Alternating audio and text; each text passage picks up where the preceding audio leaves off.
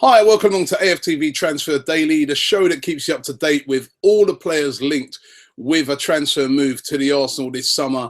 Going to kick off today with a player that's getting linked all over the papers today, and we're being told that the influence for this link is coming from Alexis Sanchez. It's one of his teammates from Chile, and no, it is not Arturo Vidal, it's Eduardo Vargas. Vargas, of course, who played for Queen's Park Rangers last season. He went there on loan. His club is, in fact, Napoli, but he was at Queen's Park Rangers on loan last year. And let's face it, it was a pretty disastrous loan. He only scored about, well, I think it was 3 Premier League goals he scored last season, which he's already beaten that total. He scored, was it 4 or 5 goals already in the Copa America. He's one of the stars of the Copa America. I mean, the other night against Peru, he scored an absolute stunner, and he's been him and Vidal have sort of been the main men for Chile in this tournament. And of course, interest is garnering in him. And with Alexis Sanchez being out there, of course, we're being told that Alexis is trying to persuade Arsene Wenger. I don't know how, because he's over there in Chile and Wenger's not. He's trying to persuade Arsene Wenger to sign Eduardo Vargas, who is still only 25 years of age, would only cost about £11 million from Napoli if we tried to buy him. But is he the answer? As I said, he had a pretty disastrous spell at Queen's Park Rangers. I always wondered why Rangers weren't playing him, because when I saw him play, the few times he played, he looked decent to me.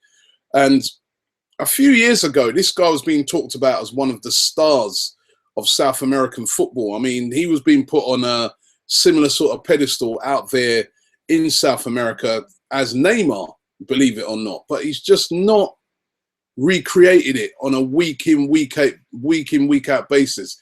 In tournament football, looks very good, but can he do it week in, week out? Eduardo Vargas, linking him to Arsenal because Alexis is trying to persuade Arsene Wenger. We've heard that before with Vidal. We heard it before with Vargas. Last season, we've been told that he was trying to persuade Arsene Wenger. Wenger's not been persuaded so far, and I don't think off of the back of a tournament that Wenger's going to be persuaded on this one. But the links are there today.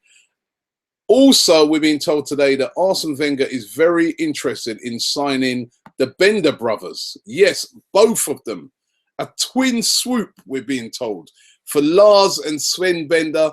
Lars, of course, who plays for Bayer Leverkusen. Sven, who plays for Borussia Dortmund. I don't know which one is the better of the two. I mean, if you speak to the experts over there in Germany, they will tell you that Lars Bender is the better of the two players.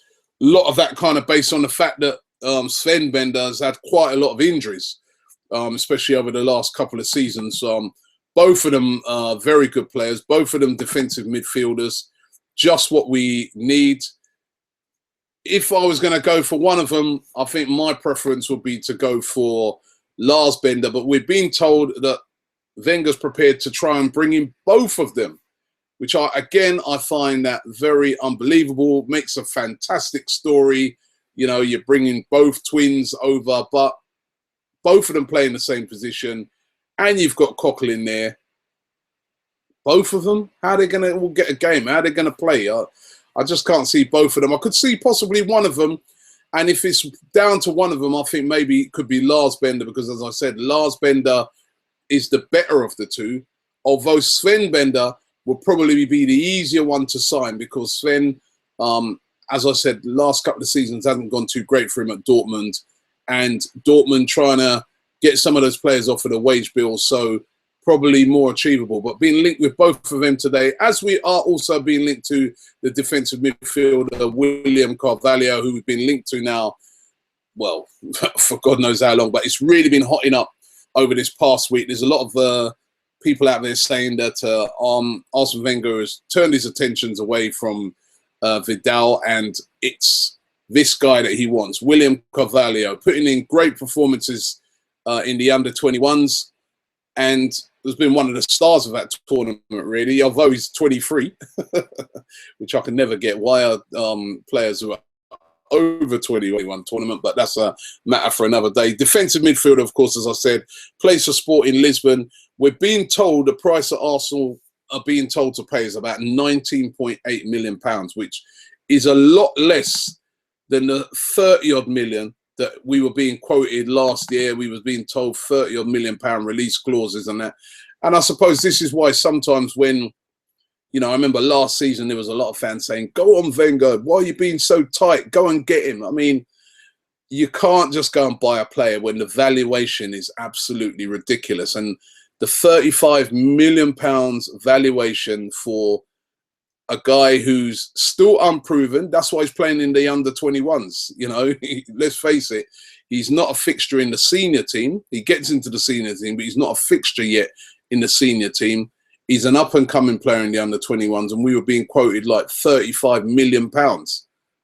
Now, Arsene Wenger, it looks great at the time if you go out and lump that sort of money on a player, but if it doesn't work out, you end up looking really, really stupid. Everybody then accuses you of wasting the club's money. And by holding back and waiting now, it looks like they might get him at a price that seems more reasonable to the player's ability, age, etc., etc. So William Cavalia, we're being told, is the player that Arsenal really, really want to sign next. And they've sort of switched their attentions from Arturo Vidal. Vidal's agent, who we were told last week, was saying, yes, he'd met with Arsene Wenger, he'd met with Arsenal officials, a deal has already been done. It's going to be announced straight after the Copa America. There's still links saying that the deal's been done and it's going to be announced after the Copa America. However, Vidal's agent, Fernando Felivici, has come out and said, and this is his quotes, he said, I have had no contact from Arsenal. You hear that? He said, I have had no contact with Arsenal. Now, we don't know if he's just saying that, but it seems pretty categoric that he's saying there's been no contact, nothing at the moment as regards Vidal moving to Arsenal. And I, again, don't think that that deal's going to happen. I've been saying that all along. I really didn't see where Vidal would fit in with the players that we've already got. But his agent coming out and saying nothing's happening there as far as he's concerned. One player that it looks definitely is on his way out. He was featured yesterday on Galatasaray TV, where they were talking him up a lot, almost like it's a done deal, and that's Lukas Podolski. Podolski, we're being told it's going to be £2.1 million, which pretty good deal when you think about it for Galatasaray. Not sure what sort of wages he'll be on. Probably be quite high. He does command high wages. He's still a name. Don't forget, you know, it hasn't worked out for him at Arsenal, but Lukas Podolski is still a big name in world football. He's still a German international, remember. He's still a World Cup winner. So, you know, for Galatasaray, it'd be a good buy. For Arsenal, it's good as well because it gets his huge wages of over £100,000 a week off of the wage bill, frees that up to, well, for Petr Cech, really, and also for whoever else is going to be coming in. But it looks like Lukas Podolski, much as we've liked him over at Arsenal, looks like he's going to be moving to Galatasaray. And finally, we've been told today that this player goes by the name of Ramadan Sobhi. Ramadan's a perfect name to have at this time of year where there's so many Muslims out there doing their Ramadan. Ramadan Sobhi, he plays for Al-Alai.